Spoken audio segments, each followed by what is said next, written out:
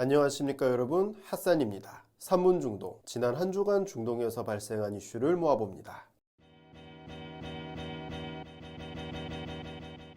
첫 번째 소식입니다. 여러분은 대리모를 통한 동성 커플의 출산을 어떻게 생각하시나요? 중동 권역에서는 가장 개방적인 이스라엘에서 대법원이 현행 대리모 법률에 대한 대체 입법을 권고하는 판결을 내려 화제를 모으고 있습니다. 현행 이스라엘 법률에서는 이성 커플 및 미혼 여성에 한해서만 대리모 출산 계약을 맺을 수 있는데요. 이것이 동성 커플 및 미혼 남성의 기본권을 제한하는 차별적인 법률이라고 이스라엘 대법원이 판단한 것입니다. 물론 대리모 자체에 대한 윤리적인 논란이 국제사회에 존재하긴 하지만 이스라엘 법원의 이번 결정은 눈여겨볼 필요가 있겠네요. 두 번째 소식입니다. 우리는 이미 출산율의 심각한 저하로 골머리를 앓고 있죠. 이란 역시 비슷한 길을 걸을 것으로 보이는데요. 현재 이란은 독신 인구의 증가를 막는 것이 당면 과제입니다. 이에 따라 이란 정부가 주도하여 개발한 데이트 어플인 함담이 현지 시간으로 12일 공개되었습니다. 함담은 페르시아어로 동료라는 뜻입니다. 일부 일처제 및 사망시까지 혼인관계를 유지할 생각이 있는 독신 남성들에게 인공지능이 상대 여성을 소개시켜주는 것이 이 어플의 골자입니다. 이후 상견례나 결혼 후속 관리 등은 담당 상담원이 배치되어 케어를 하게 됩니다. 세 번째 소식입니다.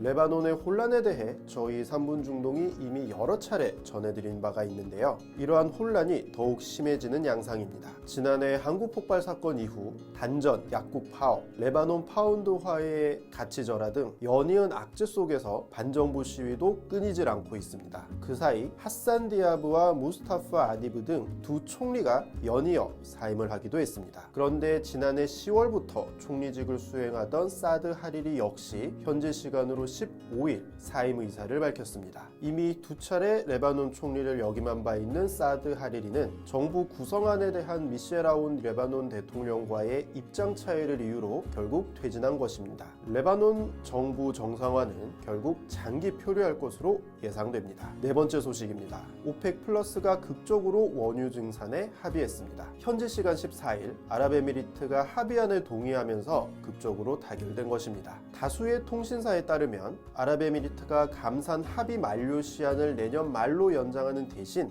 자국의 원유 생산 기준선 상향을 약속받은 것으로 보입니다.